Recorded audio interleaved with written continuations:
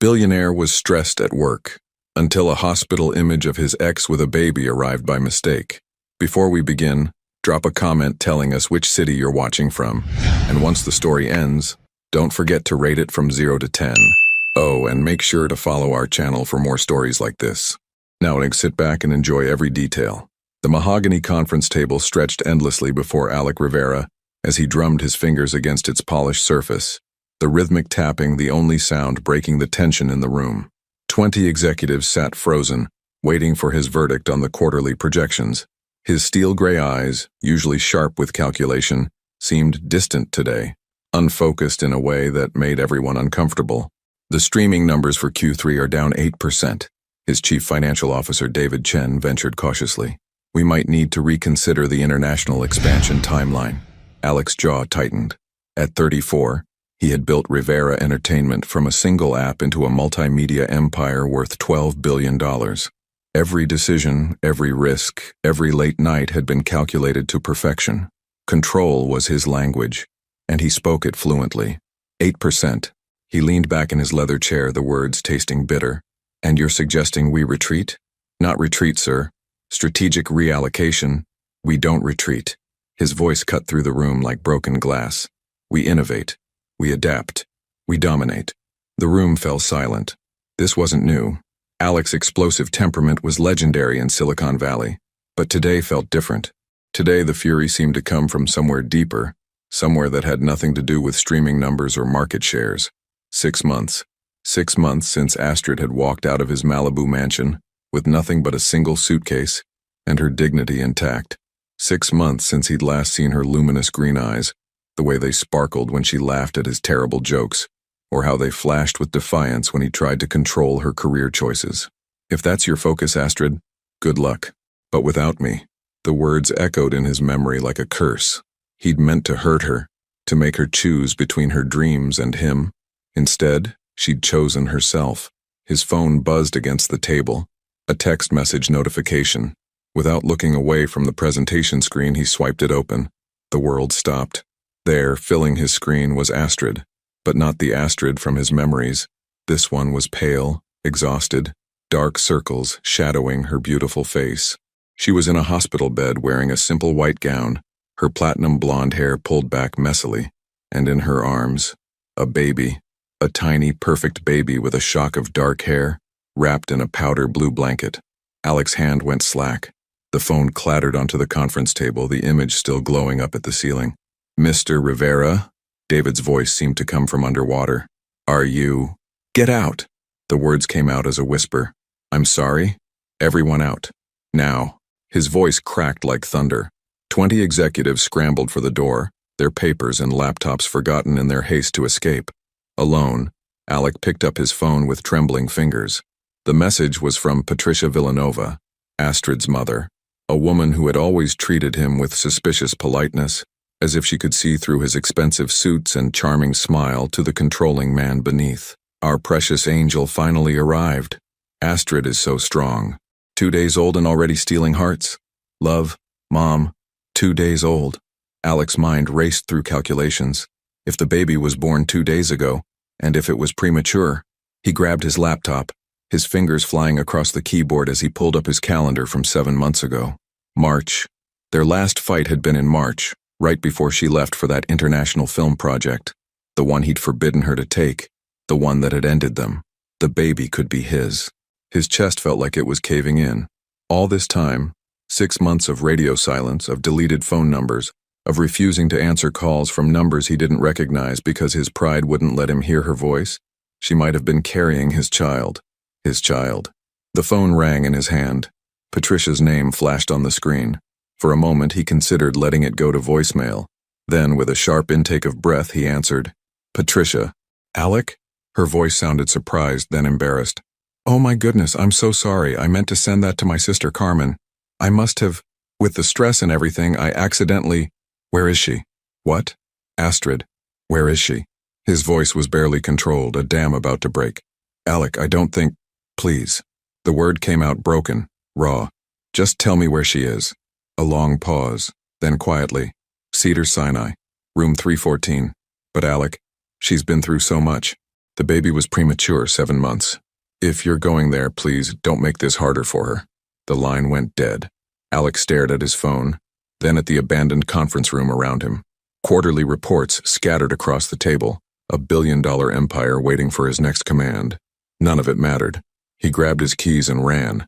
What if the baby isn't his? What if she's moved on completely and this ruins everything? But what if it is his child, and he's already missed the first 2 days of his life? The sterile smell of antiseptic hit Alec the moment he stepped through the sliding doors of Cedars-Sinai Medical Center. His Italian leather shoes clicked against the polished floor as he strode toward the elevator, his heart hammering against his ribs like a caged animal. He'd driven the 20-minute distance in 12 minutes, running 2 red lights and barely registering the honking horns behind him. Room 314, 3rd floor. The elevator seemed to take an eternity. When the doors finally opened, he found himself in a quiet corridor painted in soft pastels. The maternity ward. Young fathers paced nervously by windows, grandparents clutched balloons and flowers, and somewhere in the distance, a baby's cry echoed through the halls. His child's cry. The thought made his knees weak. Alec had faced hostile takeovers, billion-dollar negotiations, and boardroom sharks without flinching. But standing outside room 314, his hand frozen inches from the door, he felt like a scared boy again. The same boy who'd watched his own father walk away when he was 10, leaving nothing but empty promises and the bitter taste of abandonment. He knocked softly. "Come in," came a familiar voice. Tired, strained, but unmistakably Astrid's. He pushed open the door and stepped inside. The afternoon sun streamed through large windows, casting golden light across the private room. And there she was. Astrid looked smaller somehow, fragile in a way he'd never seen her before. Her platinum blonde hair, usually styled to perfection for red carpets and photo shoots, hung in soft waves around her shoulders. She wore no makeup, and the natural freckles across her nose, the ones she always covered, were visible. In her arms, wrapped in a soft blue blanket, was the tiniest human being Alec had ever seen. Their eyes met, and for a moment, neither spoke. "You came," she whispered, her voice barely audible. "You didn't tell me. It wasn't an accusation. Not yet. It was something rawer, more broken." Astrid looked down at the baby, whose tiny fist had escaped the blanket and was pressed against her chest. "No, I didn't." Alec stepped closer, his eyes drawn to the child. Dark hair, like his. But babies often had dark hair that changed later. The nose, though, that looked familiar. The stubborn set of the jaw, even in sleep. "Is he?" "Yes." Her answer came quick, certain. "He's yours, Alec. His name is Gabriel." The name hit him like a physical blow. Gabriel, after his grandfather, the only father figure he'd ever really known. She remembered. After everything, after all the fights and the silence and the months of separation, she remembered. 7 months. She continued, adjusting the baby's blanket with practiced movements. He was born at 33 weeks. His lungs needed help at first, but he's strong. The doctors say he'll be fine. Alex sank into the chair beside her bed, his legs finally giving out. "Why didn't you tell me you were pregnant?" Astrid's green eyes flashed with familiar fire. "When? During our last fight when you told me I had to choose between you and my career? Or maybe during the 3 weeks after that when you refused to take my calls? Or perhaps during the 5 months since then when you've acted like I don't exist? I would've, what? Come running back to control me again." She shifted Gabriel to her shoulder, patting his back gently when he made a small sound. "Tell me what roles I could or couldn't take. Decide where I could or couldn't live. Monitor every interview, every public appearance." The accusations stung because they were true. He had tried to control her, to fit her into the neat boxes of his perfectly ordered life. Astrid Villanova, Academy Award nominee, had been reduced to Alec Rivera's girlfriend, in his mind, and he'd tried to make that reality. "I was scared," he admitted, the words feeling foreign on his tongue. Alec Rivera didn't admit fear. Alec Rivera conquered it. Scared of what? Of losing you. He looked at Gabriel, this perfect little human they'd created together. "My father left when I was 10, just disappeared one day after promising he'd take me to a baseball game. I waited by the window for 6 hours before my mother told me he wasn't coming back." Astrid's expression softened slightly, but her posture remained guarded. "I know that's not an excuse for how I treated you," he continued. "But every time you had a love scene to film, every time some actor posted a picture with you, Every time you went to an event without me, I felt like that 10-year-old kid again, watching the people I care about slip away. Gabriel stirred in Astrid's arms, and she began to rock him gently. The motion was so natural, so maternal, that it took Alec's breath away. She'd always been good with children. He remembered how she'd light up around her young nieces and nephews during family gatherings. But seeing her like this with their son made something shift in his chest. I spent 6 months thinking you'd moved on, he said quietly, that you were happier without me. I was, she said, and the honesty of it cut deep. But I was also miserable, and scared, and alone when I should have been sharing this with you. A soft knock interrupted them. A nurse peered in, a kind-faced woman in scrubs decorated with tiny teddy bears. Sorry to interrupt, but it's time for Gabriel's feeding, she said with a warm smile, and visiting hours end in an hour. Astrid nodded, and the nurse disappeared, leaving them alone again with the weight of 6 months of silence and hurt. I have a penthouse apartment in Manhattan, Astrid said suddenly. I bought it last month. After Gabriel is discharged, we're moving there. I have a film project starting in December. Something I can do remotely during post-production. You're leaving Los Angeles? I'm leaving you, Alec. Again, for good this time. Her voice was steady, but he caught the slight tremor in her hands as she smoothed Gabriel's blanket. I won't let my son grow up watching his father try to cage his mother. The words hit him like ice water. She was taking his son, a son he'd just discovered existed, 3,000 miles away. Astrid, please what? Please give you another chance to suffocate me? Please pretend the last 6 months didn't happen? Gabriel started to fuss, and she lifted him to her shoulder. I'm done pretending, Alec. I'm done hoping you'll change. The door opened again, and the nurse returned with a bottle. Ready for lunch, little guy? As Astrid began to feed Gabriel, Alec watched his son's tiny hands grasp at the bottle, his perfect little mouth working instinctively. This was his child, his family, and he was about to lose them before he'd even had a chance to try. The nurse left again, and the room fell silent except for Gabriel's soft feeding sounds. What if I could change? Alec asked, his voice barely above a whisper. Astrid looked up at him, and for a moment he saw a flicker of the woman who used to look at him like he hung the stars. Then it was gone. You've had 6 months to change, Alec. Instead, you've been building walls higher than ever. Your assistant told my publicist you've banned my name from being mentioned in your presence. You've refused every call, every attempt at communication. That's not someone ready to change. That's someone running away. She was right. He had been running from the pain, from the possibility that she might not want him back, from the terrifying vulnerability of admitting he'd been wrong. Gabriel finished his bottle and made a small, contented sound. Astrid lifted him to her shoulder again, and as she did, Alec caught sight of something that made his blood run cold. On her nightstand, partially hidden under a magazine, was a plane ticket to New York. Departure date, tomorrow. The plane ticket felt like a death sentence. Tomorrow. She was leaving tomorrow with his son, and he'd just found out Gabriel existed 2 hours ago. New York, he said, his voice hollow as he stared at the boarding pass. You're leaving tomorrow. Astrid followed his gaze and sighed. Gabriel needs stability, I need distance, and you. She paused, settling their son back into her arms. You need to figure out who you want to be, because the man I fell in love with 3 years ago isn't the same one who tried to control every breath I took. Alec felt panic rising in his throat, a sensation completely foreign to him. In business, he always had contingency plans, backup strategies, ways to turn losses into wins. But sitting in this hospital room watching Astrid prepare to disappear with their child, he felt utterly powerless. Give me a chance, he said, leaning forward in his chair.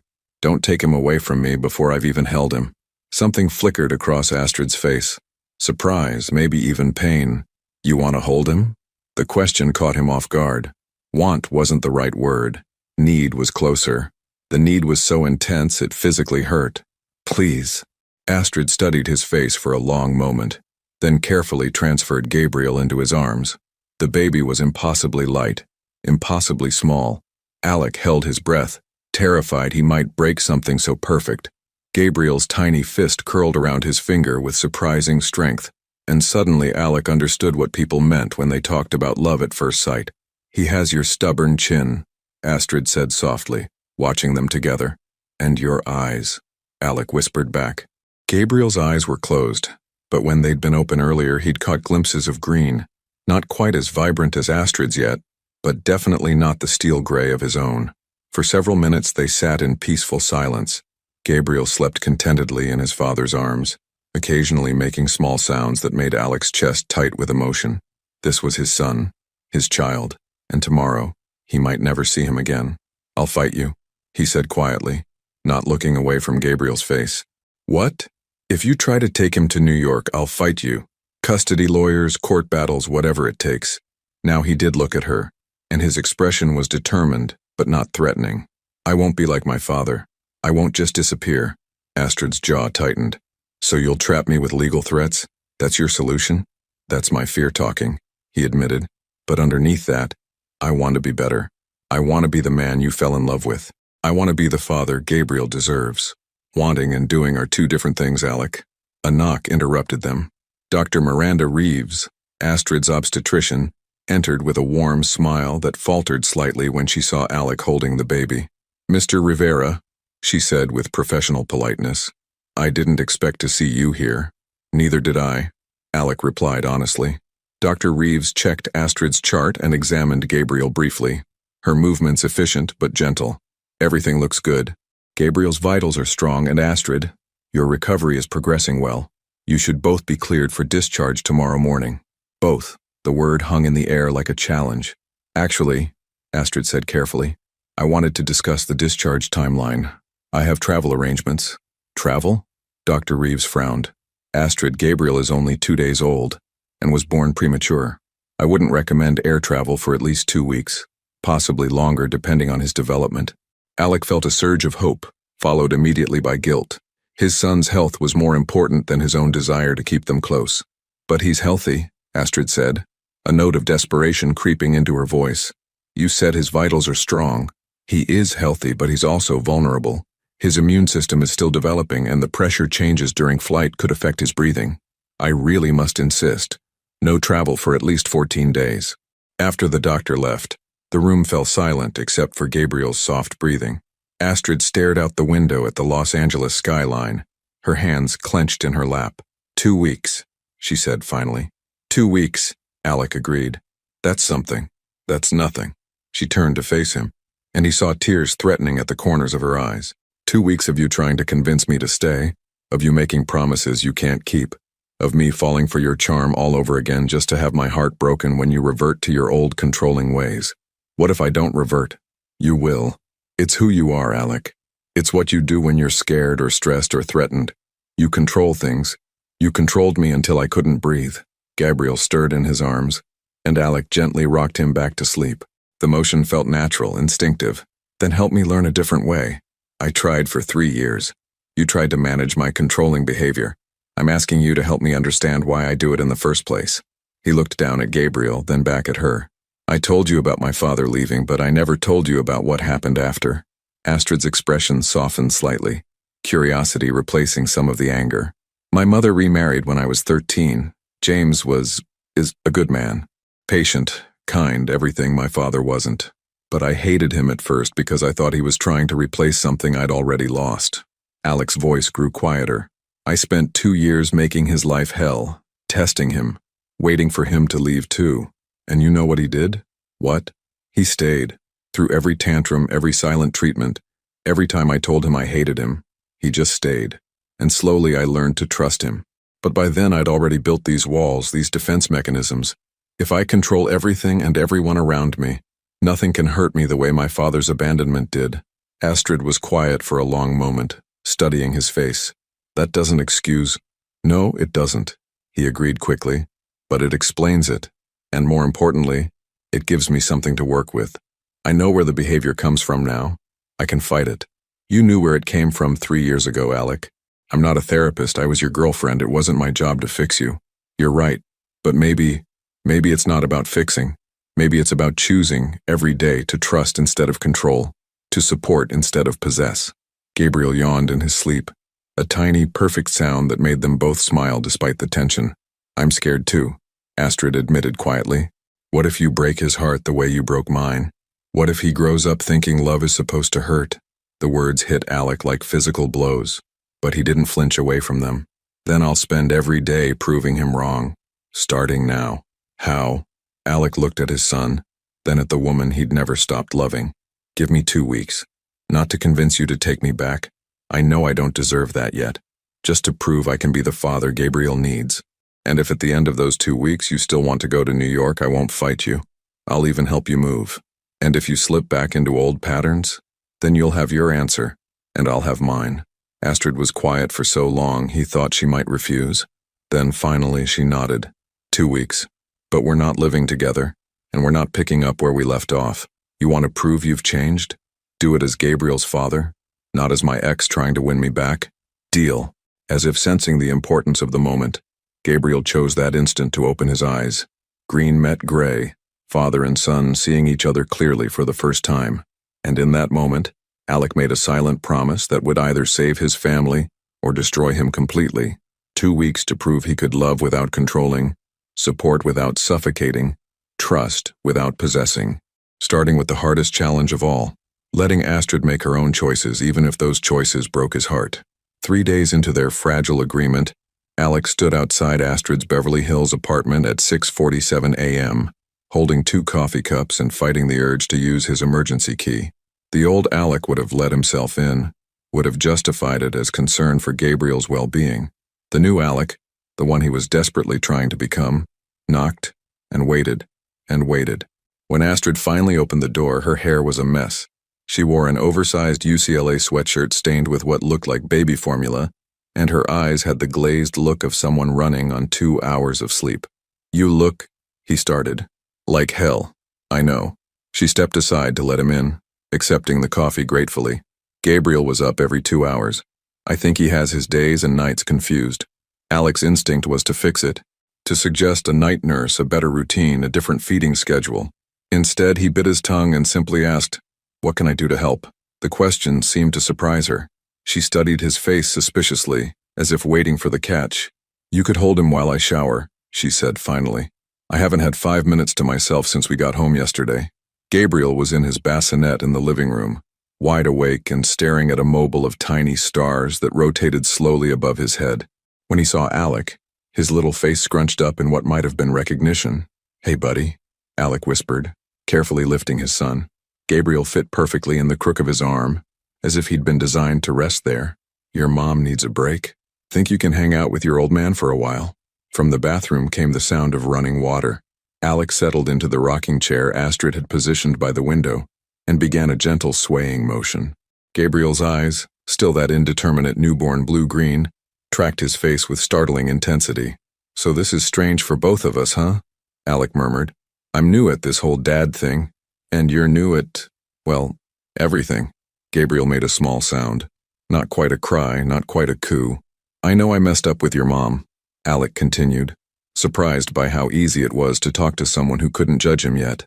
"I thought if I could just control everything, make everything perfect, she'd never leave. But perfect isn't the same as happy, is it? And controlling isn't the same as caring." The shower was still running. Alec closed his eyes and let himself imagine for just a moment what it might be like if this were their life. Quiet mornings, shared responsibilities, the simple intimacy of caring for their child together. "Mr. Rivera?" Alec's eyes snapped open. A woman stood in the doorway, late 50s, kind eyes, wearing scrubs decorated with cartoon elephants. "I'm sorry," she said quickly. "I didn't realize. I'm Helen, Gabriel's night nurse. Ms. Villanova hired me to start today." A night nurse. The exact solution he'd wanted to suggest but hadn't. Astrid had anticipated the need and handled it herself, without his input or control. "She didn't mention hiring a nurse," he said carefully. Helen's expression grew uncertain. "Should I not be here?" Ms. Villanova said she'd discussed it with Gabriel's father, but maybe there was a miscommunication. Before Alec could respond, Astrid appeared in the hallway, her hair wet and a look of panic on her face. "Helen, I'm so sorry. I completely lost track of time. I should have warned you that Alec would be here." She moved quickly to take Gabriel from his arms. "This is Gabriel's father. Alec, this is Helen Santos. She's a registered nurse with 15 years of pediatric experience." The old Alec would have been furious. How dare she make such an important decision without consulting him? How could she trust a stranger with their child? Why hadn't she discussed this with him first? The new Alec looked at Astrid, really looked at her. The exhaustion in her eyes, the slight tremor in her hands, the way she seemed to be holding herself together by sheer willpower. "That's brilliant," he said, and meant it. "You must be exhausted." Astrid blinked, clearly expecting an argument. "You're not upset?" "Why would I be upset? You identified a problem and solved it. You researched qualified help and made arrangements. That's exactly what a good mother does." Helen excused herself to set up in the nursery, and Astrid stared at Alec, as if he'd grown a second head. "Who are you and what did you do with Alec Rivera?" He laughed, but it came out hollow. "I'm trying to be someone better, someone who trusts your judgment instead of questioning it, someone who supports your decisions instead of undermining them." "It's been 3 days, Alec. This could just be an act." "It could be," he agreed, "but it's not."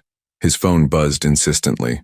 David Chen's name flashed on the screen along with the words, "Urgent Tokyo deal." Alec glanced at the phone, then at Astrid, then deliberately turned it face down on the coffee table. "Aren't you going to answer that?" Astrid asked. "It's not more important than this. This is just me drinking coffee while Helen gets Gabriel settled. The Tokyo expansion could be worth hundreds of millions." Alec met her eyes. "And this is me learning that some things matter more than money." The phone buzzed again, then again. By the 5th call, even Astrid looked concerned. "Alec, maybe you should—" "No." His voice was firm. "I spent 3 years putting work before everything else. Before you. Before us. Before any chance of having a real life. I won't make that mistake with Gabriel." But even as he said it, his jaw was tight with the effort of ignoring the calls. Astrid noticed. "Answer it," she said quietly. "Astrid, answer the phone, Alec, but put it on speaker. Let me hear how you handle whatever crisis is so urgent it can't wait until business hours." It was a test.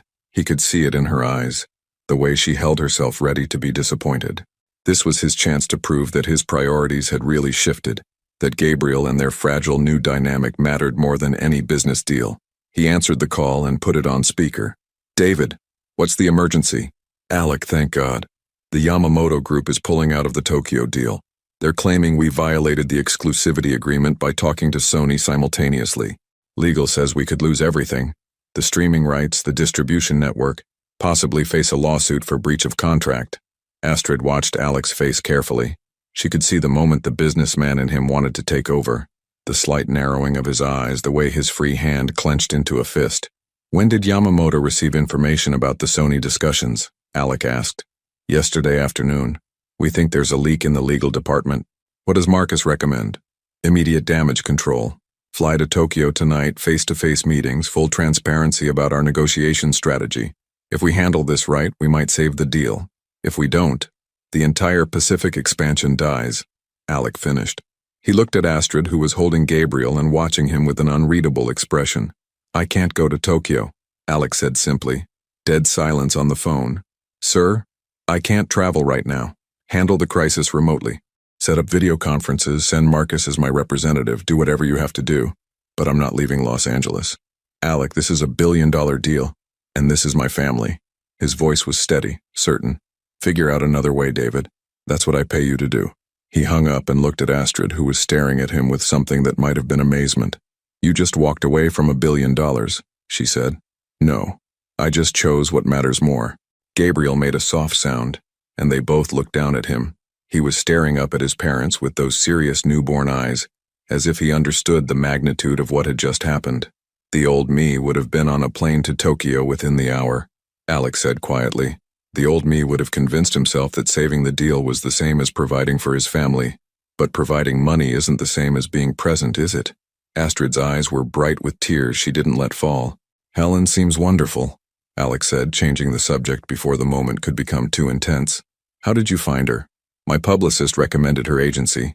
They specialize in high-profile clients who need discretion." "Smart." He paused. "I'd like to contribute to her salary, and any other expenses Gabriel needs." "Alec, not as a way to control anything, just as his father. I want to help provide for him." Astrid nodded slowly. "We'll need to work out a formal arrangement. Support, visitation, all of that. Whatever you think is fair." His phone started buzzing again. This time it was his assistant, probably with updates about the Tokyo crisis. Again, he ignored it. "This doesn't mean we're back together," Astrid said suddenly, as if she needed to remind herself as much as him.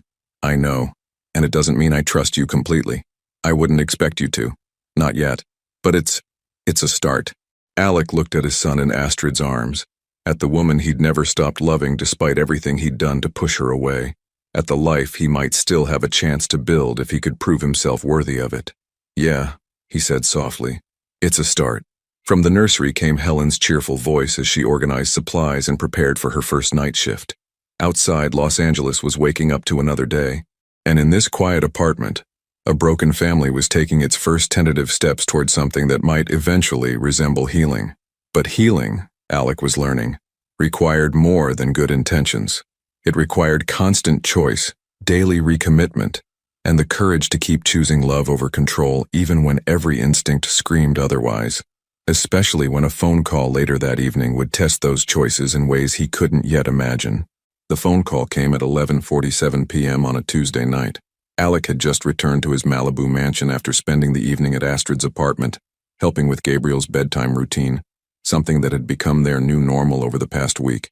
He was exhausted in a way he'd never experienced before, the kind of bone-deep tiredness that came not from boardroom battles but from the simple, overwhelming responsibility of caring for another human being. He almost didn't answer the unknown international number. Alec Rivera. Jesus, Alec, finally. The voice was familiar, though he hadn't heard it in over 2 years. It's Carter. Carter Blackwood. Alec's blood ran cold.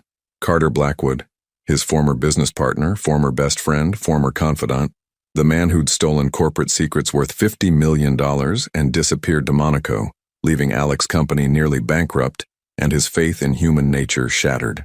You've got some nerve calling me, Alec said, his voice dangerously quiet. I know you have no reason to trust me. Trust you? You nearly destroyed everything I built. You took proprietary technology and sold it to our biggest competitor. I know what I did. Carter's voice was urgent, desperate, and I know sorry doesn't begin to cover it, but I'm calling because I have information you need. About Astrid. Every muscle in Alec's body tensed. What about Astrid? There are photos, Alec. From the hospital. Someone sold them to TMZ and 3 other outlets.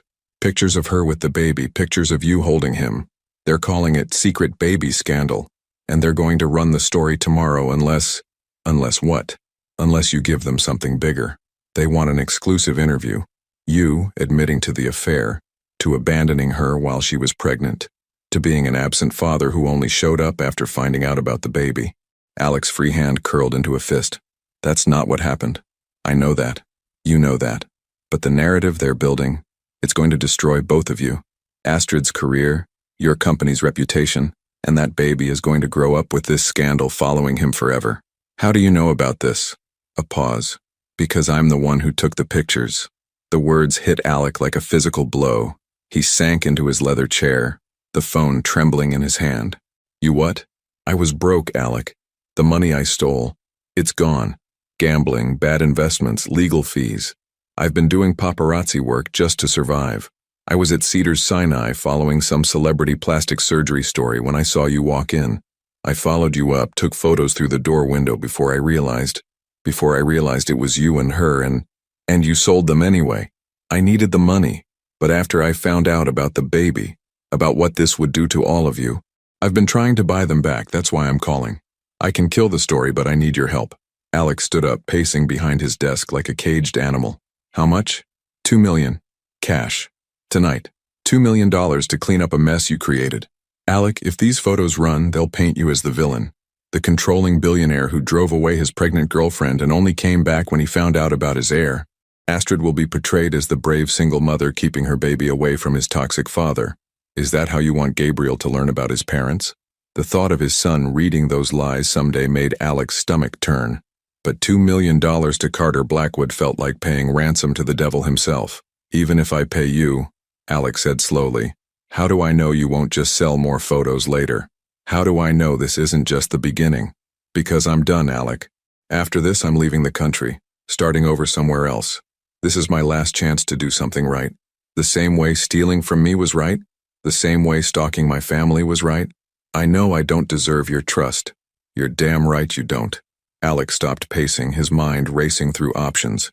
He could let the story run and weather the storm.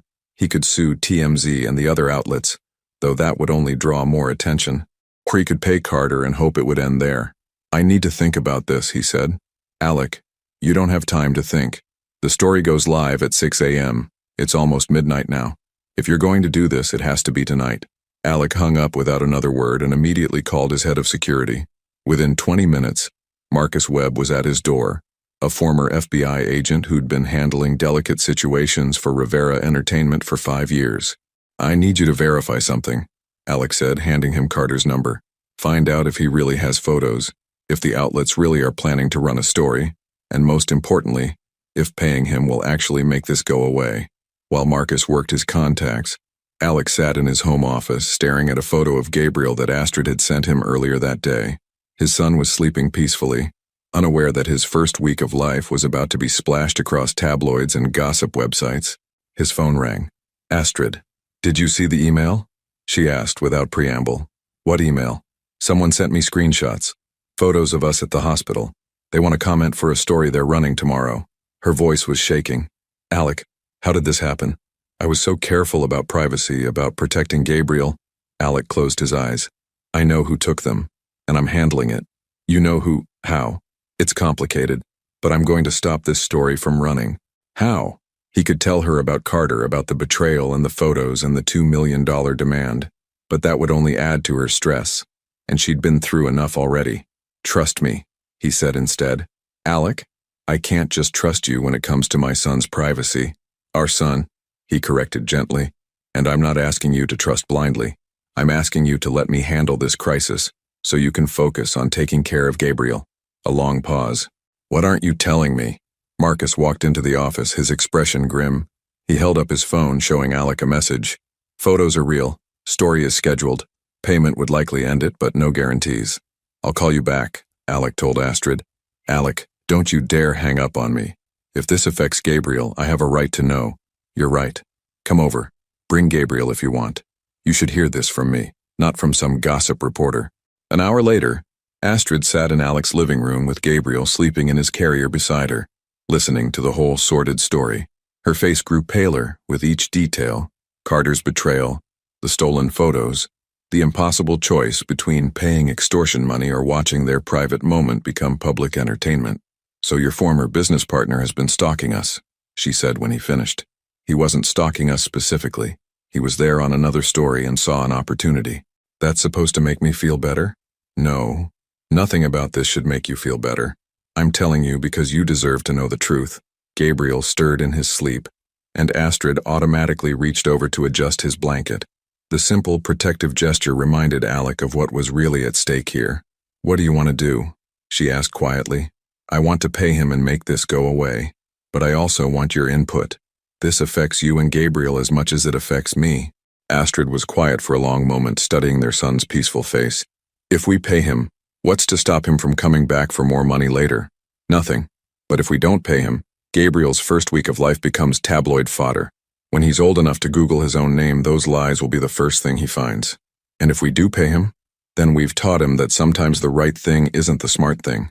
That sometimes protecting the people you love is worth more than your principles. Astrid looked up at him, and for a moment he saw the woman who'd once believed he could be better than his worst impulses. $2 million, she said. I can afford it. That's not the point.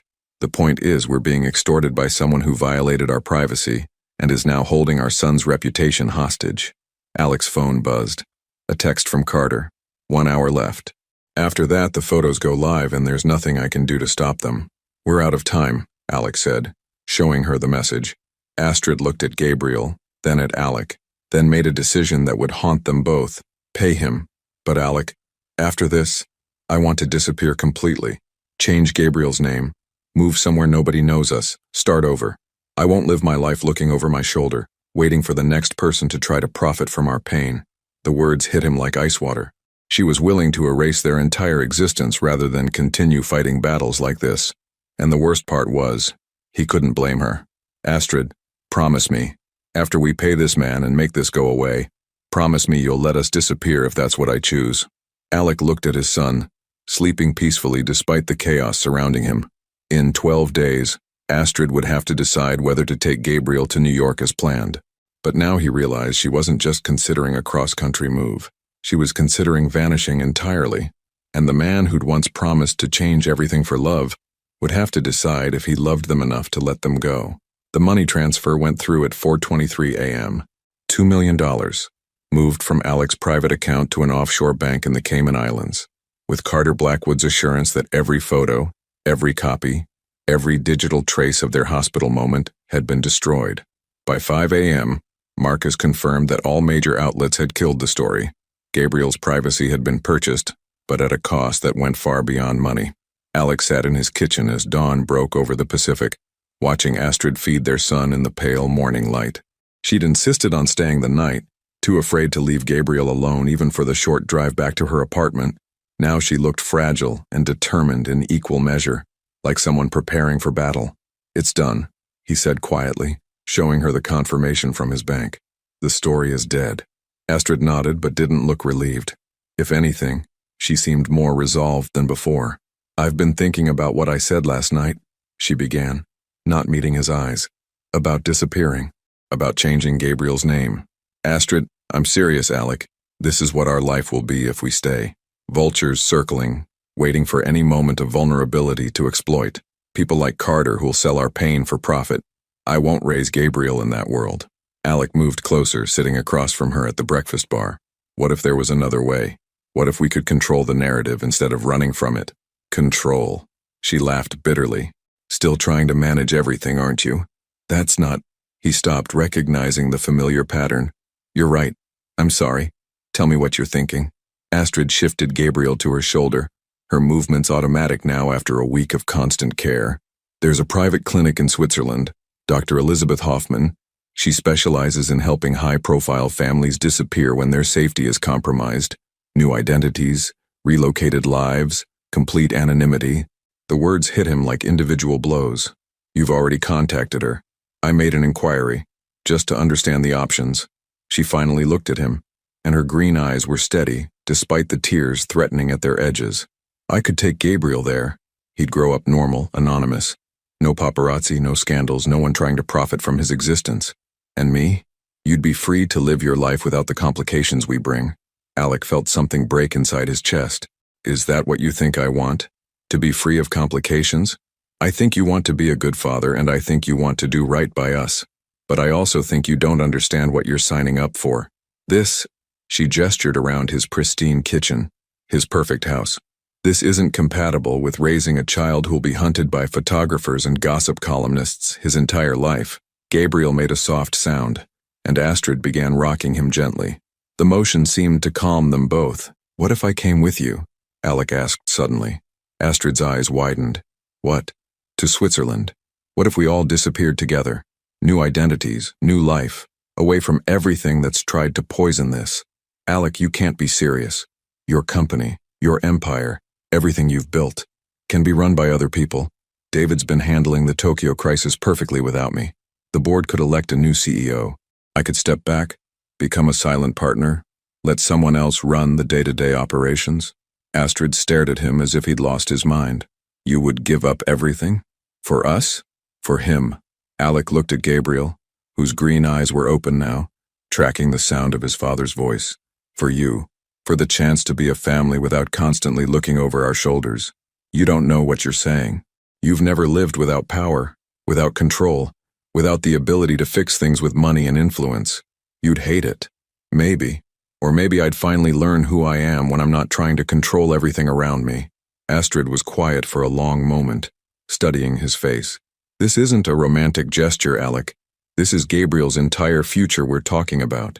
His safety, his happiness, his right to a normal life. I know. And if you came with us and then decided you couldn't handle it, if you got restless or bored or started resenting the limitations, we couldn't come back. Once we disappear, it's permanent." Alec understood the weight of what she was saying. No more Rivera entertainment. No more billion-dollar deals. No more private jets or exclusive restaurants or the kind of power that opened every door in every city. Just life. Ordinary, anonymous, uncontrolled life. "Give me time to think about it," he said finally. "How much time?" "The window for disappearing safely gets smaller every day. The more people who know Gabriel exists, the harder it becomes to erase our trail." Before he could answer, his phone rang. David's name flashed on the screen along with the time, 7:15 a.m. "Don't answer it," Astrid said quietly. It could be important. It's always important, Alec. That's the point. There will always be another crisis, another deal, another emergency that seems more urgent than whatever's happening right here. She gestured between them, between the three of them sitting in the quiet kitchen as the world woke up around them. The phone stopped ringing, then immediately started again. Answer it, Astrid said, her voice resigned. But put it on speaker. Let me hear what's more important than this conversation about our son's future. Alec hesitated, then accepted the call and set the phone on the counter. David.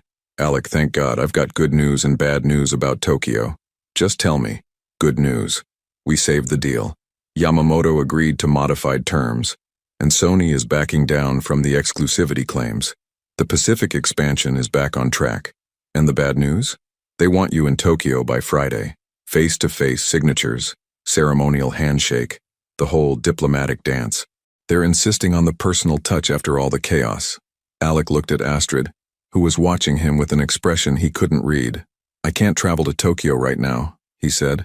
Alec, this is a billion-dollar deal. They're being very clear. No personal appearance from you, no signature. We can't send a representative for this one. Then we don't sign. Dead silence on the phone. Sir, did you just say? I said we don't sign. If they want to walk away from a mutually beneficial deal because I can't be there in person, then we find other partners. Alec, with all due respect, this isn't like you. What's going on? Alec looked at Gabriel, then at Astrid. What's going on is I'm remembering what actually matters. He hung up before David could respond. Astrid was staring at him with something that might have been amazement. You just walked away from another billion-dollar deal.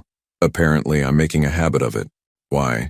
Because if I get on a plane to Tokyo, you and Gabriel will be gone when I get back, and no amount of money is worth that risk. Gabriel chose that moment to let out a small cry. Not distressed, just the sound of a baby who wanted attention. Astrid lifted him to her shoulder and he immediately settled against her warmth. He's perfect, Alec said softly, watching his son's tiny hand curl against Astrid's neck. He deserves better than this, Astrid replied. Better than always having to hide, always having to be careful, always having to wonder if the next person who smiles at him wants something. Then let's give him better. How?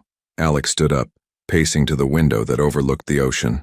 The morning sun was painting the water gold, and for a moment he tried to imagine never seeing this view again, never walking into Rivera Entertainment's headquarters, never feeling the rush of closing a major deal or the satisfaction of building something from nothing.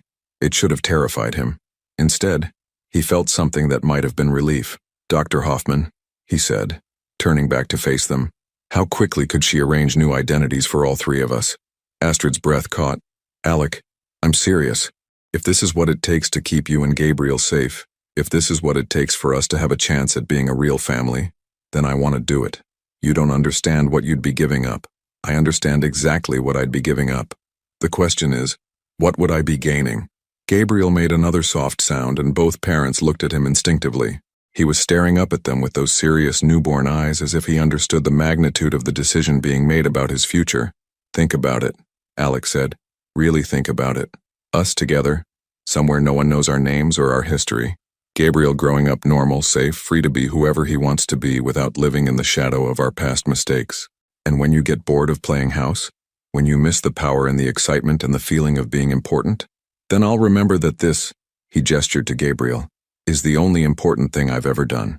Astrid was quiet for a long time, rocking Gabriel gently as she processed everything he'd said. When she finally spoke, her voice was barely above a whisper. I need to call Dr. Hoffman. Are you sure? No, but I'm sure that staying here means Gabriel will never have a normal life. And I'm sure that if we're going to do this, we need to do it together, or not at all. As Astrid reached for her phone to make the call that would change everything, Alec realized he was about to discover who he really was when stripped of everything he thought defined him. The answer would either save his family or destroy them all. Dr. Elizabeth Hoffman's voice was crisp and professional over the encrypted video call, her Swiss accent lending authority to words that would have sounded impossible from anyone else. 3 complete identity reconstructions, including a newborn, she said, studying the documents Astrid had sent. It's complex, but not impossible. The child's age actually works in our favor. No school records, no established social footprint. Alec sat beside Astrid on his living room couch, Gabriel sleeping peacefully in his arms. It had been 48 hours since they'd made their decision, and the reality of what they were planning was starting to sink in. How long would it take? Astrid asked. 2 weeks minimum. 4 weeks to be completely safe. We'll need new birth certificates, social security numbers, educational histories, employment records. Everything must be seamless. Any inconsistency could expose you later. And the cost? Alec asked. $5 million. Half now, half when you're safely relocated. Astrid tensed beside him. Even for Alec, $5 million was significant money, enough to buy a small company or finance an entire film. That's acceptable, he said without hesitation. Dr. Hoffman nodded. Good. Now, the difficult part. From this moment forward, you cannot deviate from normal routines. Any unusual behavior, any suspicious activity could draw attention. Mr. Rivera, you must continue running your company as if nothing has changed. Ms. Villanova, you must maintain your regular schedule. We cannot afford to have anyone, friends, family, employees, suspect that you're planning to disappear. What about Gabriel's medical care? Astrid asked. He's still seeing his pediatrician twice a week. Continue those appointments. We'll arrange for his medical records to be transferred to his new identity once we're ready to move. After the call ended, they sat in silence for several minutes. Gabriel had woken during the conversation but remained quiet, his green eyes tracking the movement of shadows on the ceiling. This is really happening, Astrid said finally. Second thoughts? She was quiet for so long he thought she might not answer. Then, every minute, but not about keeping Gabriel safe, about whether you can really do this. I can do this. Alec, you've never lived without an army of people solving your problems. No assistant, no security team, no legal department. Just you, dealing with ordinary life like ordinary people. I know it won't be easy, do you? Because yesterday you had a meltdown when your espresso machine broke and you had to drink regular coffee. Alec winced. She wasn't wrong. He'd spent 20 minutes on the phone with customer service, growing increasingly frustrated until Marcus had simply ordered a replacement machine for next-day delivery. I can learn, he said. You'll have to. We all will. His phone buzzed with a text from David. Emergency board meeting called for tomorrow. Shareholders are panicking about your recent decisions. Please call ASAP. Alec showed Astrid the message. It's starting. What's starting? The company is questioning my judgment. Missing the Tokyo deal, turning down major opportunities, they think I'm having some kind of breakdown. Aren't you? He looked at her, then at Gabriel, then around his pristine living room filled with expensive art and furniture that suddenly felt like stage props in someone else's life. Maybe. But if I am, it's the best breakdown I've ever had. The next morning, Alex sat in Rivera Entertainment's boardroom facing 12 of the most powerful people in the entertainment industry. The tension was palpable as David presented a summary of recent irregularities in his leadership. 3 major deals declined or postponed in the past week, David said, his voice carefully neutral. The Tokyo expansion, the Netflix partnership, the acquisition of Meridian Studios. Combined value, approximately $4 billion. Board member Catherine Walsh leaned forward. Alec, we need to understand what's driving these decisions. Are you experiencing personal issues that might be affecting your judgment? Personal issues, if only she knew. My judgment is fine, Alec said. I'm simply being more selective about which opportunities align with our long-term strategy. $4 billion in declined deals hardly seems strategic, said Robert Chen, David's uncle and the board's most vocal critic of Alec's leadership style. Short-term losses for long-term stability. What long-term strategy involves walking away from guaranteed profits? Alec looked around the table at faces he'd known for years. People who'd trusted him to build their wealth, who'd supported his vision, who'd believed in his ability to turn Rivera Entertainment into a global powerhouse. Soon he'd be abandoning all of them without explanation. The thought should have filled him with guilt. Instead, he felt oddly peaceful. Perhaps we should discuss a temporary leave of absence, Catherine suggested gently. Some time to refocus, to address whatever personal matters might be influencing these decisions. A leave of absence? Alec's voice was sharp. With full benefits and a clear timeline for return, Robert added quickly. We're not questioning your abilities, Alec. We're concerned about your recent behavior patterns. And if I refuse? An uncomfortable silence fell over the room. Finally, Catherine spoke. The board has legal authority to remove a CEO if we determine they're acting against the company's best interests. There it was. The ultimatum he'd been expecting. Step aside voluntarily, or be forced out. In the old days, he would have fought. would have marshaled allies, called in favors, used every weapon in his considerable arsenal to maintain control. But sitting there, thinking about Astrid and Gabriel waiting at home, he realized he didn't want to fight anymore. "I'll consider a leave of absence," he said finally. "Give me 24 hours to think about the terms." The relief around the table was palpable. As the meeting broke up, David approached him. "Alec, what's really going on? This isn't like you. Maybe that's a good thing. Is this about a woman? Because if you're having relationship issues, it's about priorities, David. It's about remembering what actually matters." That evening, Alec returned home to find Astrid packing Gabriel's things into a small suitcase. Her movements were efficient, practiced, the actions of someone preparing for a journey. "Dr. Hoffman called," she said without looking up. "She's accelerated our timeline.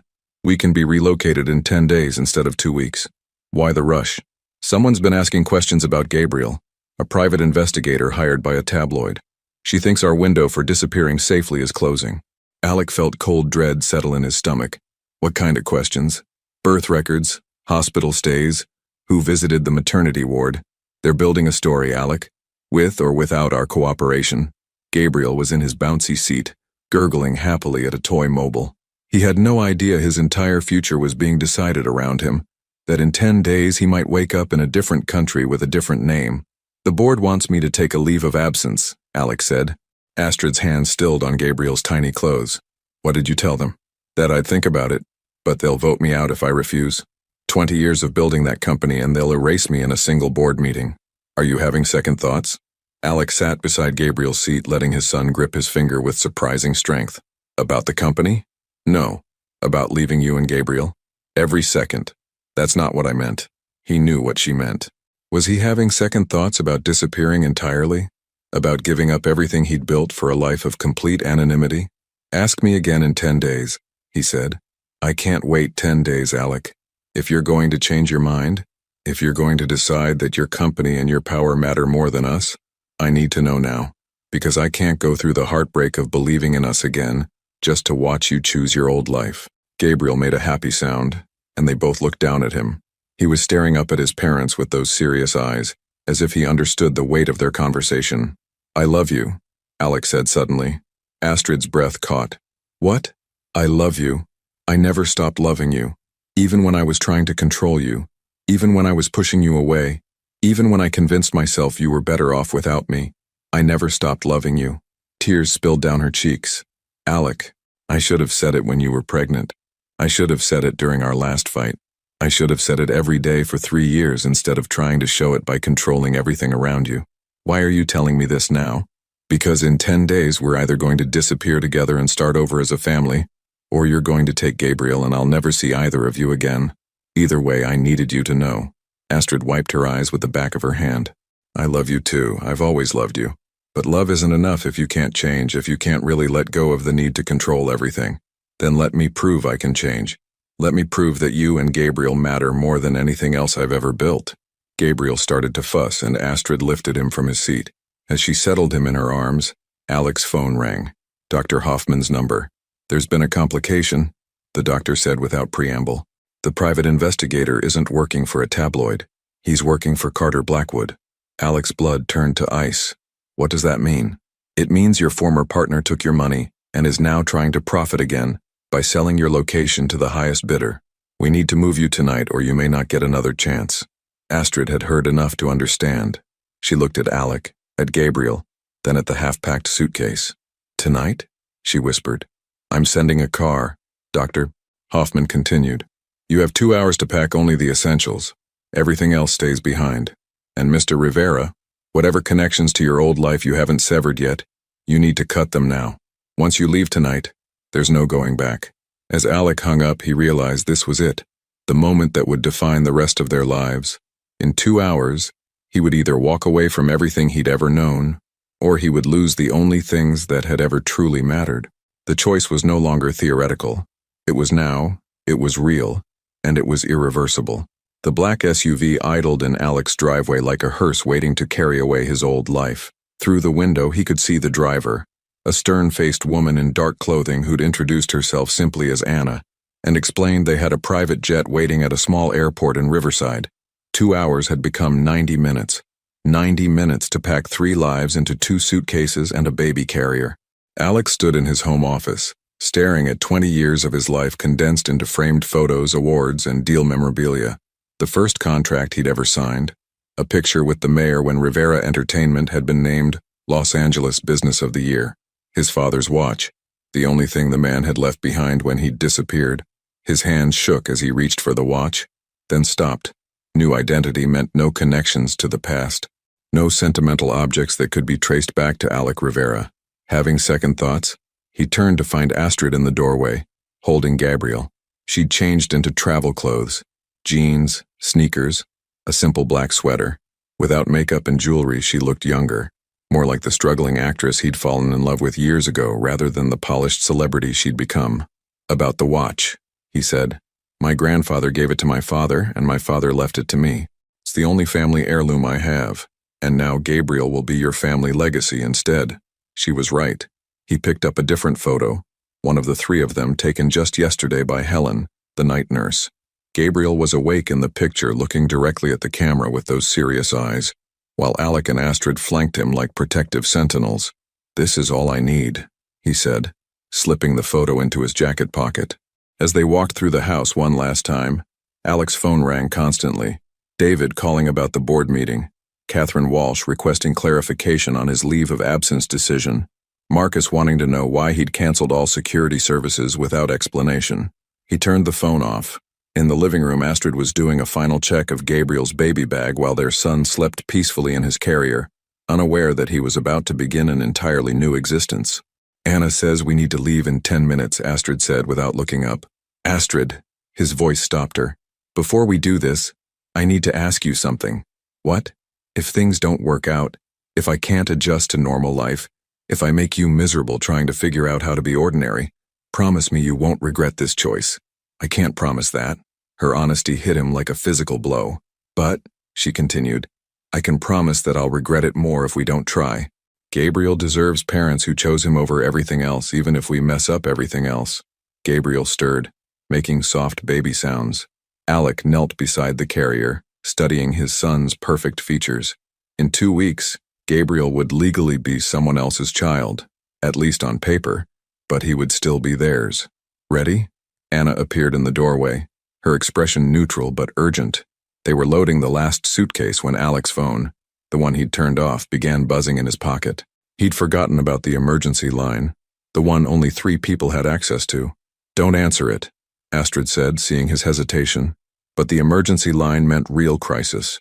Someone dying, the company in genuine peril, something that couldn't wait for business hours or proper channels. He looked at the caller ID. "David, 30 seconds, he told Anna, who nodded curtly. "Alec, thank God." David's voice was tight with panic. "Where are you? I've been trying to reach you for hours." "I'm handling a personal emergency. What's so urgent it couldn't wait?" "It's about Carter Blackwood. He's here, Alec. He showed up at the office an hour ago with a legal team, claiming he has evidence of corporate malfeasance.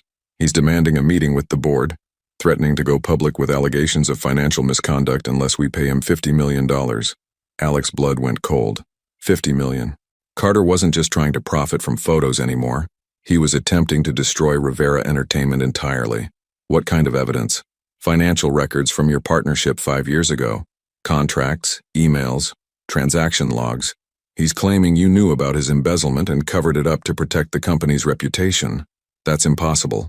I was the one who exposed his theft. I know that. You know that.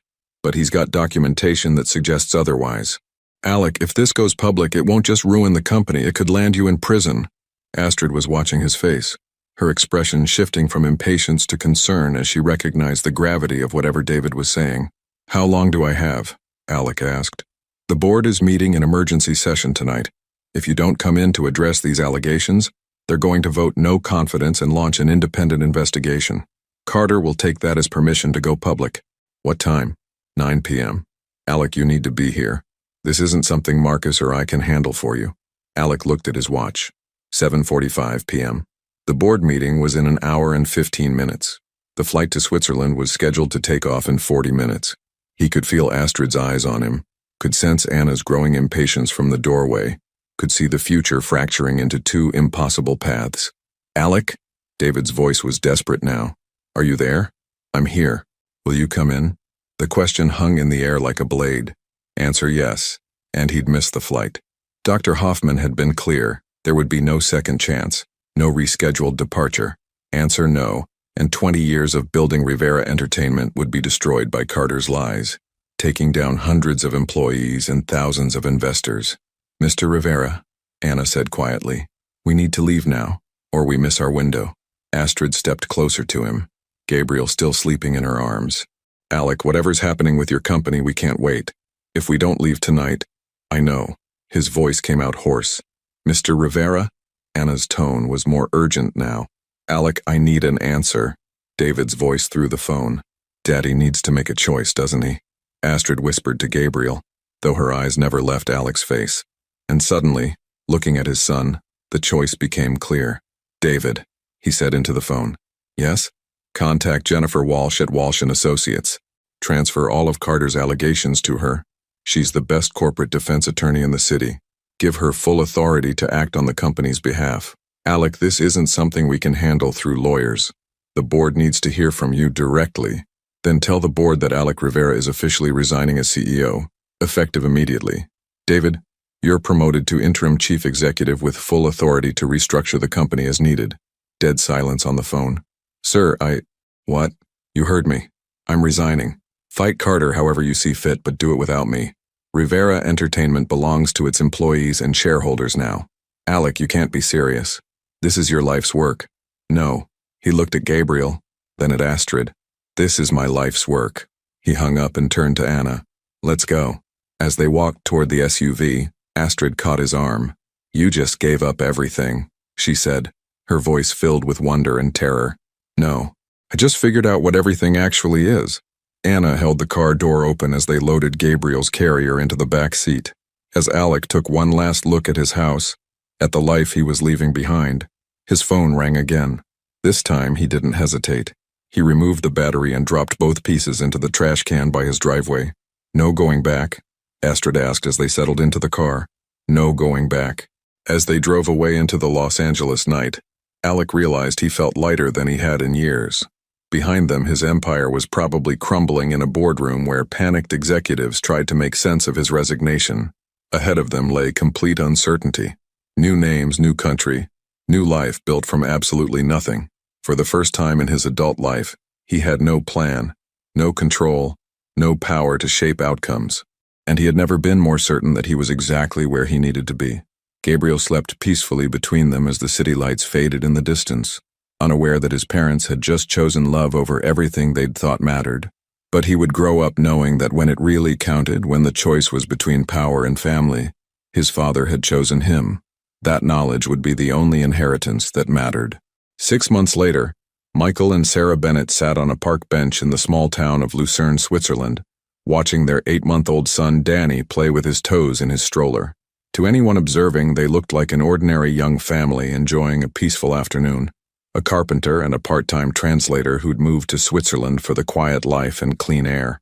No one would have recognized them as Alec Rivera and Astrid Villanova. Michael, as he was learning to think of himself, pushed the stroller gently back and forth while Sarah read a book in German, practicing the language that was slowly becoming second nature. Danny gurgled happily, reaching for the colorful toys attached to his stroller, blissfully unaware that he'd once been Gabriel Rivera, heir to a billion-dollar empire. "Mrs. Hoffman was right about the adjustment period," Sarah said quietly, not looking up from her book. 6 months and I still wake up sometimes forgetting who I'm supposed to be. I wake up reaching for my phone to check stock prices, Michael admitted. Then I remember I don't have a phone, and I don't have stocks. It had been the hardest 6 months of his life. Learning to live without assistance, without security, without the ability to solve problems with money and influence. Their apartment was modest. 2 bedrooms above a bakery with a view of the lake if you craned your neck just right. Michael worked construction jobs, his hands growing calloused and strong in ways they'd never been when his biggest physical challenge was signing contracts. Sarah had found work as a freelance translator, her multilingual skills finally put to practical use. They shopped at local markets, cooked their own meals, took turns with night feedings, and discovered the strange intimacy of a life with no servants, no staff, no one to handle the mundane details of existence. "Do you miss it?" she asked, the question that hung between them every day but was rarely spoken aloud. Michael was quiet for a moment, watching Danny grab at a butterfly that had landed on the edge of his stroller. "I miss the illusion of control. I miss thinking I understood how the world worked. But miss the life itself? No, it wasn't entirely true. Some mornings, he woke up with phantom anxiety about deals that no longer existed, meetings he'd never attend again, crises that someone else would have to solve. His therapist, Dr. Weber, a kind woman who specialized in helping people rebuild their identities, said this was normal. The mind needed time to release patterns formed over decades. "What about you?" he asked. "Any regrets about giving up Hollywood?" Sarah laughed, but there was an edge to it.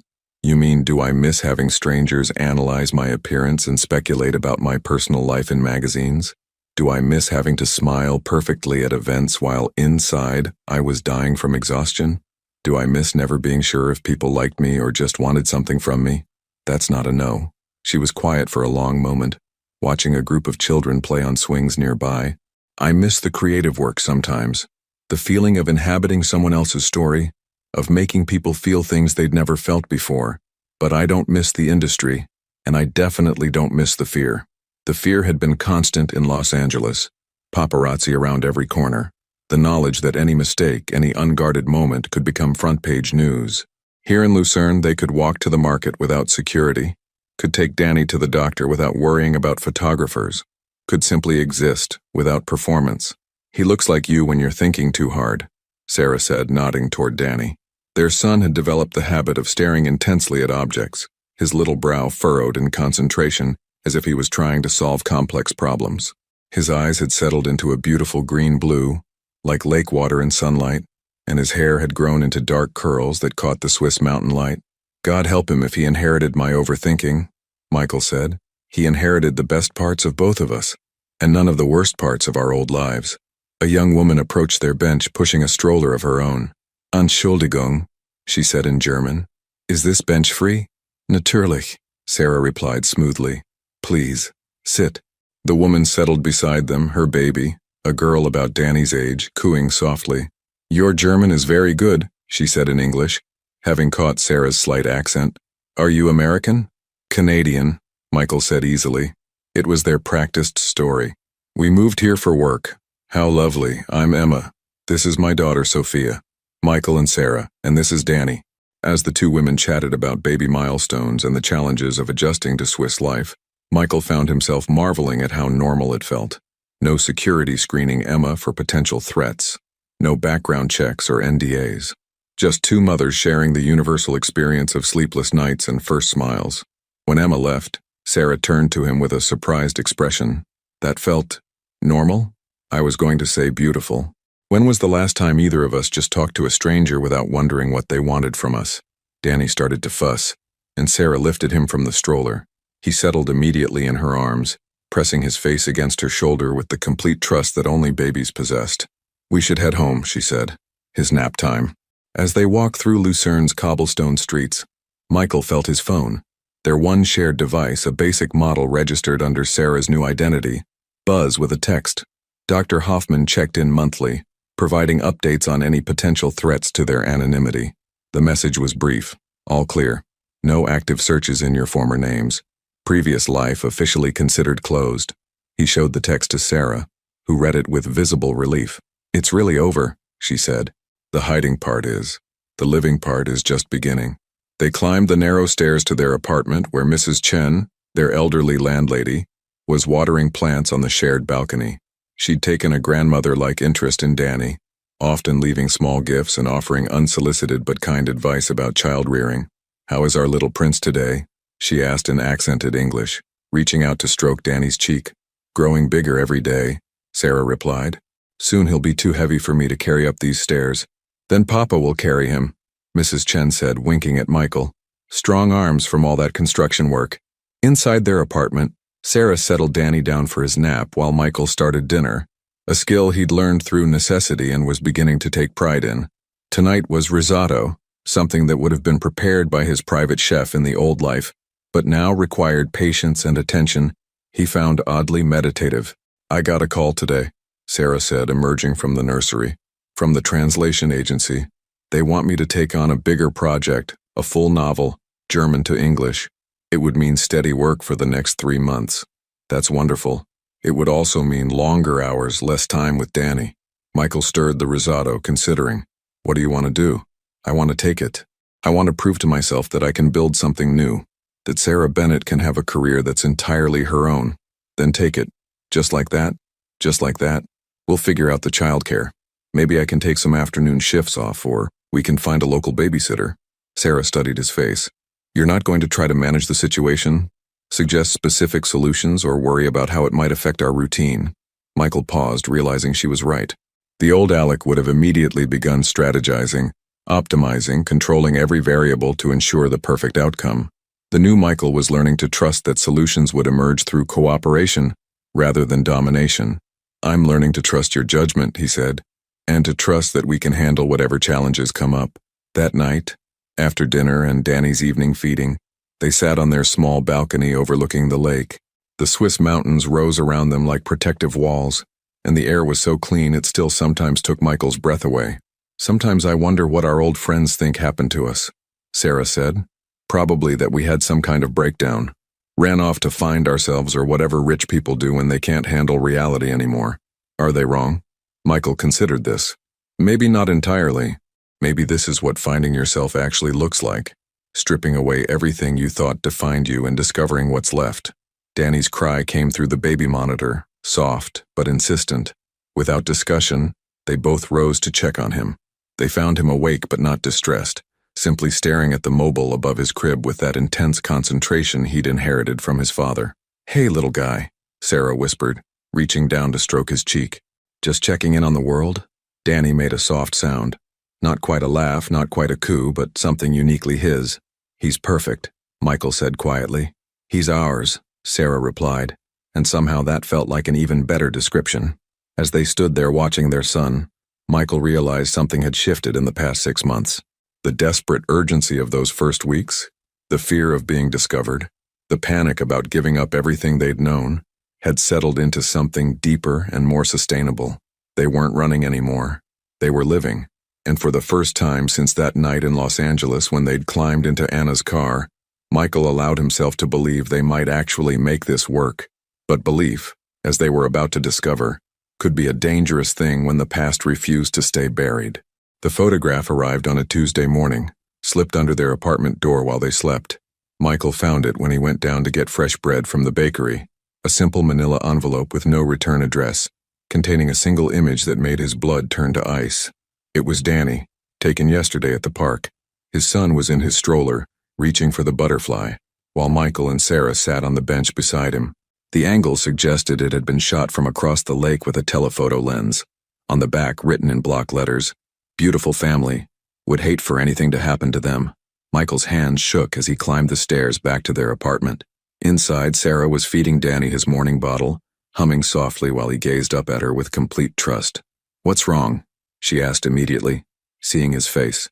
Without a word, he handed her the photograph. Sarah's face went white. Danny, sensing the sudden tension, began to fuss in her arms. "How?" she whispered. "Dr. Hoffman said we were clear. No one was looking for us anymore." Michael's mind raced through possibilities. Only a handful of people knew their new identities.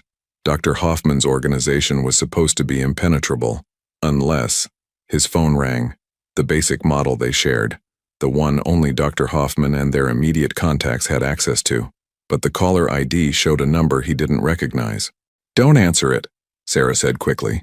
But they both knew they had to. If someone had found them, ignoring the call wouldn't make them disappear. "Michael Bennett," he answered using their cover name. "Hello, Alec." The voice was smooth, American, unfamiliar. Or should I say, "Hello, Michael. I have to admit the whole Swiss carpenter thing is quite convincing. Who is this?" "Someone who's been very interested in your new life. Beautiful lake you have there. Perfect place to raise a child, really. So safe, so quiet. So isolated." Sarah was watching his face, Danny still in her arms. Their son had settled, but seemed to sense the adult's distress. "What do you want?" "What I've always wanted, Alec. What everyone in our line of work wants, money." "How much?" $10 million. Transferred to an account I'll specify. In exchange, your lovely new life remains undisturbed, And no one learns that the missing billionaire and his movie star girlfriend are playing house in Switzerland. Michael looked at Sarah, at Danny, at the life they'd built over 6 months of careful anonymity. I don't have access to that kind of money anymore. Of course you do. Rivera Entertainment might have new management, but I doubt you were foolish enough to liquidate all your personal assets before disappearing. Offshore accounts, private investments, Swiss bank accounts, men like you always keep escape funds. It was true.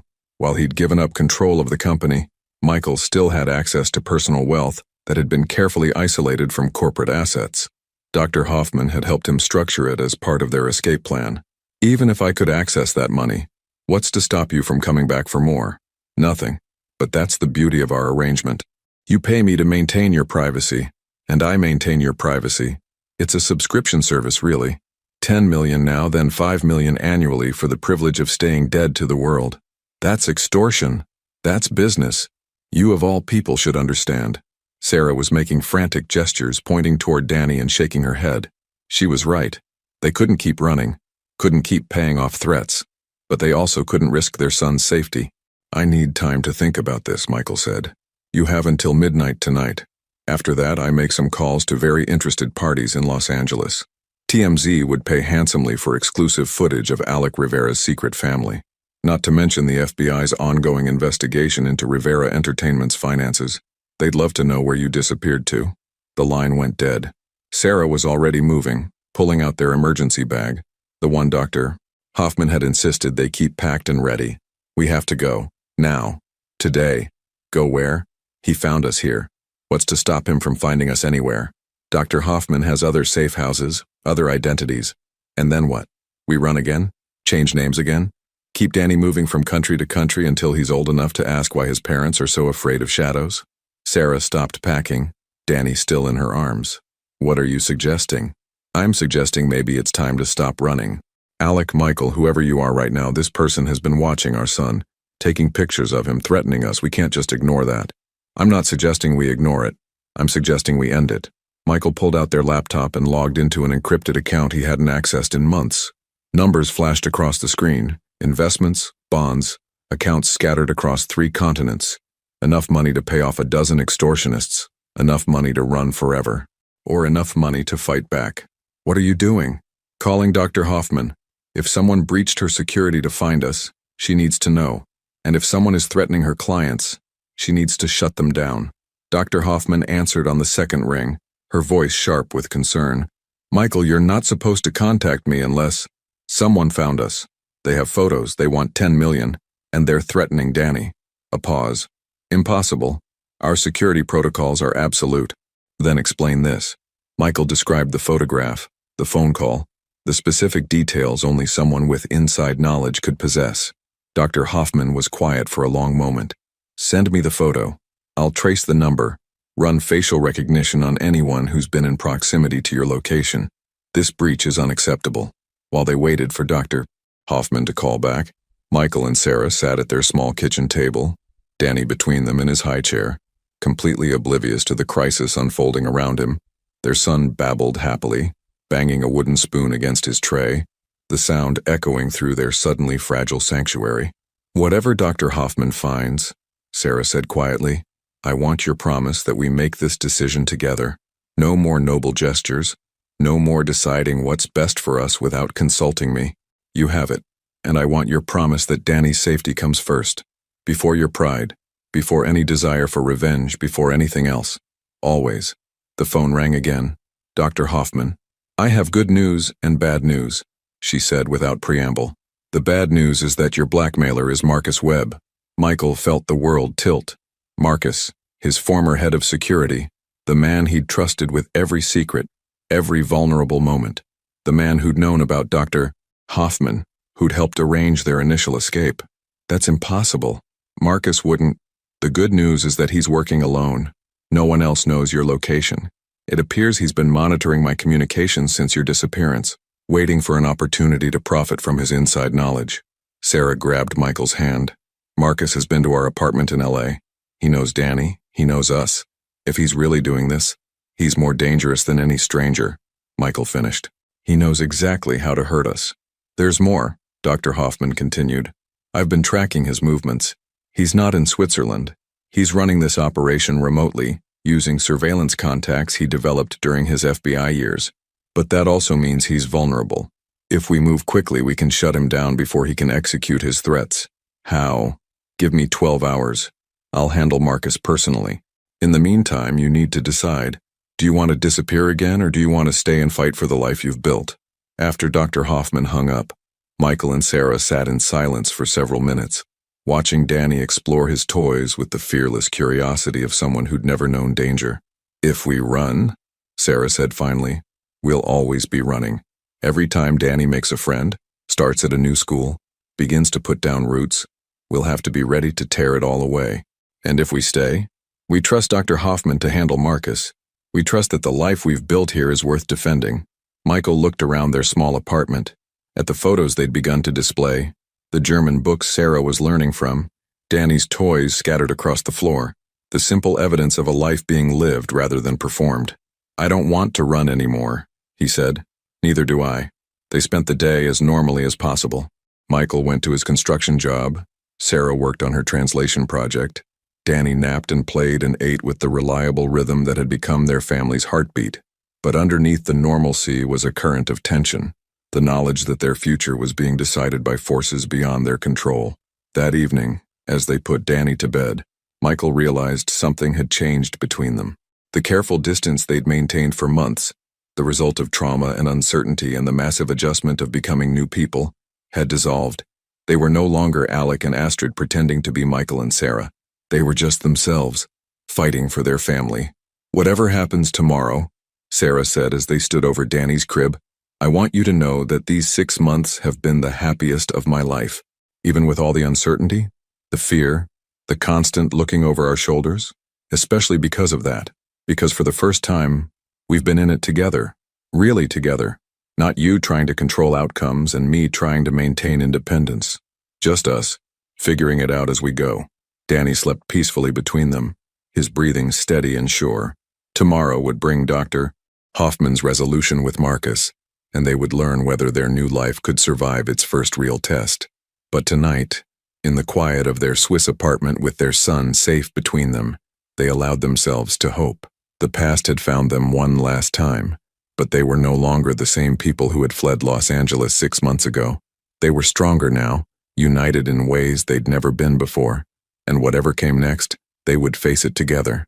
For the first time since that desperate night in Alec's Malibu mansion, the future felt like something they could build, rather than something they had to survive. 2 years later, the morning sun filtered through the windows of their new house, a modest 3-bedroom cottage on the outskirts of Lucerne with a garden where 2.5-year-old Danny could run freely without fear. Michael stood at the kitchen counter, making coffee with the careful precision he'd learned over 2 years of handling life's simple tasks himself, while Sarah sat at the breakfast table reviewing proofs for her latest translation project. Danny was in the living room building elaborate towers with wooden blocks and chattering away in a mixture of German, English, and his own invented language. His vocabulary had exploded in recent months, and he'd developed his father's intensity and his mother's curiosity in equal measure. "Papa, look," he called, pointing proudly at a particularly tall structure. "Big tower. Very big," Michael agreed, settling beside his son on the floor. "Did you build that all by yourself?" "Yeah, all myself." Danny's pride was infectious, and Michael found himself grinning at the simple joy of a toddler's accomplishment. It had been 18 months since Dr. Hoffman had called to inform them that Marcus Webb had been permanently neutralized as a threat. She'd never provided details, and they'd never asked. Some questions were better left unanswered. What mattered was that the threats had stopped, the surveillance had ended, and they'd been free to stop looking over their shoulders. In that time, their life had taken on the comfortable rhythms of normalcy. Michael's carpentry skills had evolved into a small but successful custom furniture business. Word of mouth had brought him steady clients who appreciated the attention to detail he brought to every piece. A perfectionism that had once driven him to control billion-dollar deals now channeled into crafting dining tables and children's toy chests. Sarah had become the region's most sought-after translator, specializing in literary works. Her latest project, translating an acclaimed Swiss novel into English, had caught the attention of a major publishing house. There was talk of her moving to editorial work, of building something entirely her own in the literary world. "Mama, breakfast," Danny announced, abandoning his blocks to climb into Sarah's lap. "In a minute, mein Schatz," she said, kissing the top of his head. "Let me finish this paragraph." "What's the book about?" Michael asked, settling at the table with his coffee. "Love, actually, but the complicated kind. The kind that requires people to completely reinvent themselves to find each other." Michael raised an eyebrow. "Sounds familiar." Though in this case they're both running from arranged marriages in 18th century Vienna, not tabloid photographers in 21st century Los Angeles. Danny had found a way to twist in Sarah's lap so he could see the pages covered in German text. "Mama working," he observed seriously. "That's right. Mama's working so we can buy you more blocks and books and maybe that tricycle you've been asking about." "Red tricycle?" "Red tricycle," Sarah confirmed. Michael watched his wife and son together, marveling as he did every morning at the simple miracle of their existence. Danny had Sarah's expressive eyes, but was developing Michael's thoughtful nature. He would study problems intently before attempting solutions, whether he was trying to reach a toy on a high shelf or figure out how puzzle pieces fit together. The child had no memory of their previous life, no knowledge that he'd once been Gabriel Rivera, heir to an entertainment empire. To him, Papa was the man who made beautiful furniture with his hands and taught him to hammer nails into practice boards. Mama was the woman who read him stories in 3 languages and was slowly teaching him to bake bread on Sunday mornings. "I got a call from Dr. Weber yesterday," Sarah said, referring to her therapist. "She thinks I'm ready to reduce our sessions to monthly check-ins. How do you feel about that?" "Ready, terrified, grateful." She laughed. "All at once, really. For 2 years she's been helping me figure out who Sarah Bennett is underneath all the roles I used to play. I think I'm finally starting to know. And who is she? Someone who chose love over fear. Someone who's learning that happiness doesn't require perfection." She looked at Danny, then at Michael. Someone who found her family and decided to fight for it. Danny had climbed down and was now attempting to feed his stuffed elephant a piece of toast. The elephant, naturally, was not cooperative, leading to a detailed explanation from Danny about why elephants needed breakfast too. "Speaking of fighting for family," Michael said carefully, "I got an interesting email yesterday." Sarah looked up from her work. "Oh?" "From David Chen. Apparently, Rivera Entertainment has been sold to a European media conglomerate. The buyers want to meet with the company's founder, unofficially of course, to understand the original vision before they restructure. And they're offering $10 million for a single consultation meeting. No publicity, no official involvement, just one conversation about corporate philosophy and long-term strategy." Sarah set down her pen. $10 million for one meeting. One meeting.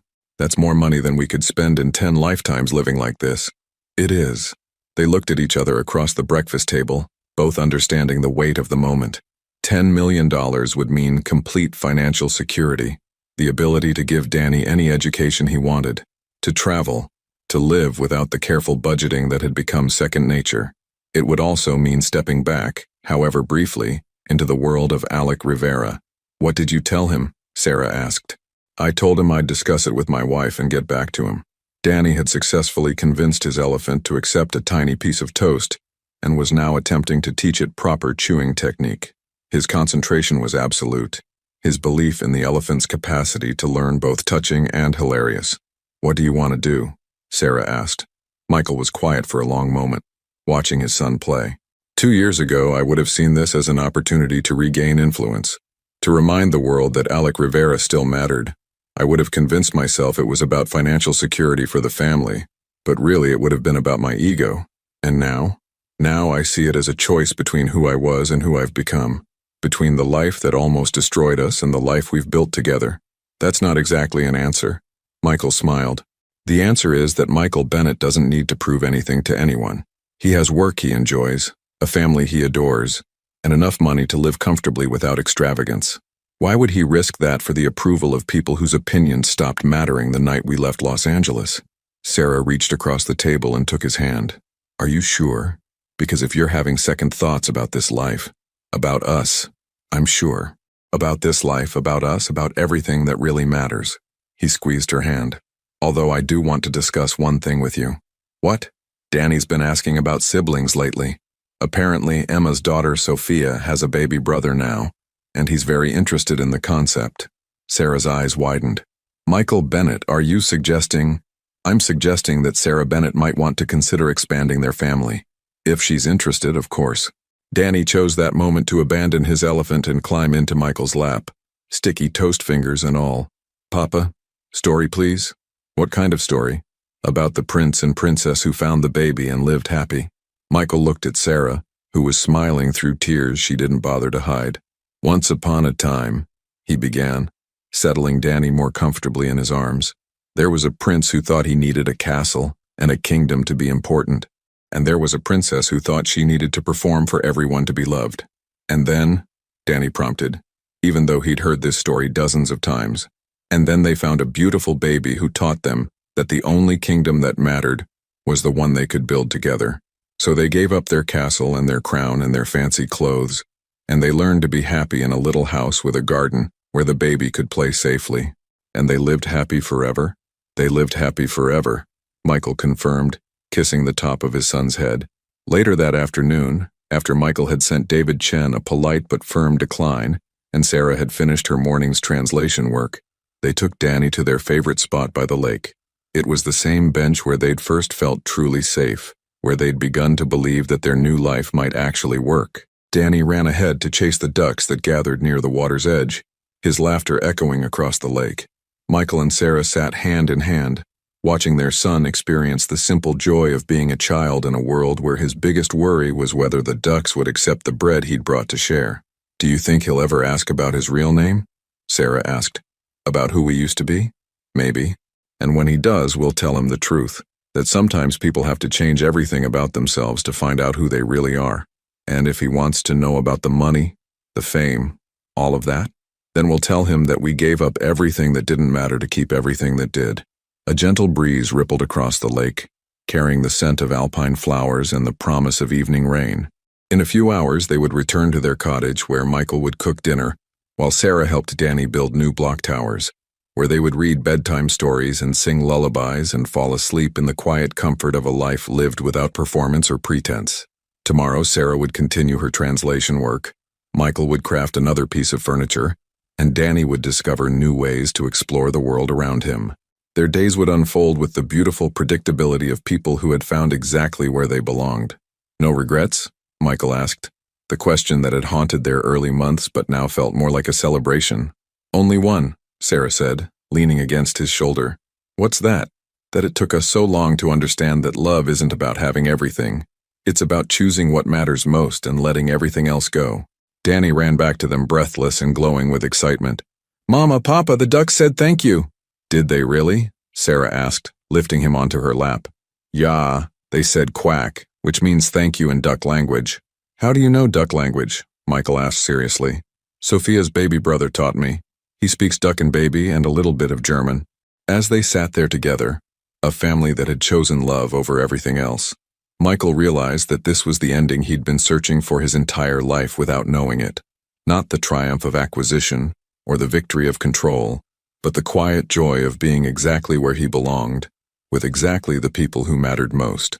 The sun was beginning to set over the Swiss mountains, painting the lake in shades of gold and rose. Soon they would gather their things and walk home to their simple cottage, where no photographers waited, where no crisis demanded immediate attention, where the most important decision of the day might be whether to have pasta or soup for dinner. It was, Michael thought, the most beautiful life he could have imagined. Would you have made the same choice, giving up everything you thought you wanted to keep the only things that truly matter? Your participation means a lot to the channel. Please share your thoughts in the comments. Thank you for watching. If you enjoyed the story, please subscribe to our channel and leave a comment below letting us know what you thought.